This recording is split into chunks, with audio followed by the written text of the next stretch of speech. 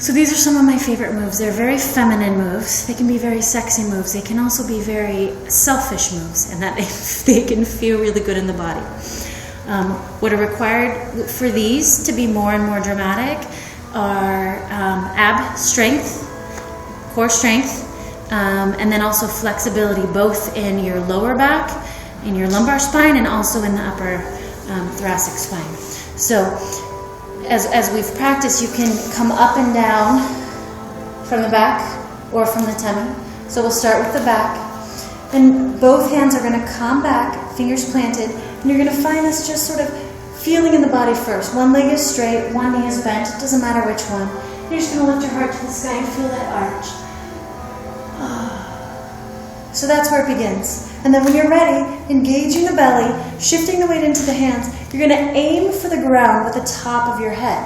As you come down, you keep that beautiful arch. Keep that beautiful arch as the hands go out. When the head touches, then you slowly can roll down.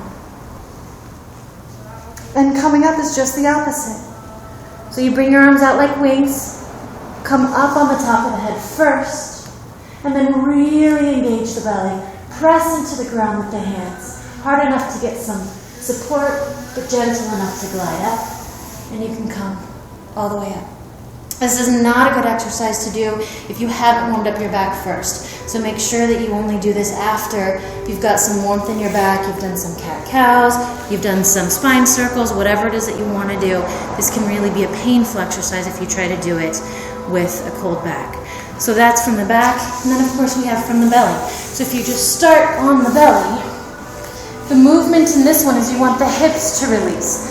So the first thing that you want to be able to do is make sure that you can bring the hips up while the knees and the chest is connected to the ground.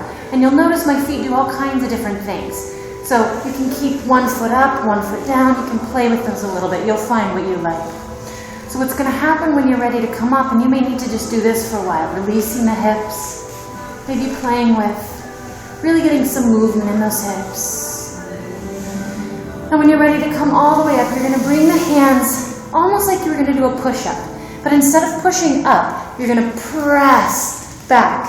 So you don't even really need your fingers. If you notice, my fingers can even come up, and I just use the heel of my hand.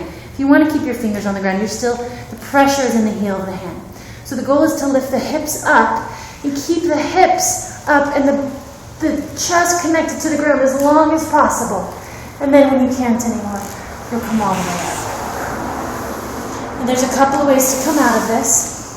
You can pop up. So as you come back, you can pop up and lift up through the chest, or you can just slowly slink all the way up. Remember, don't do these on cold backs.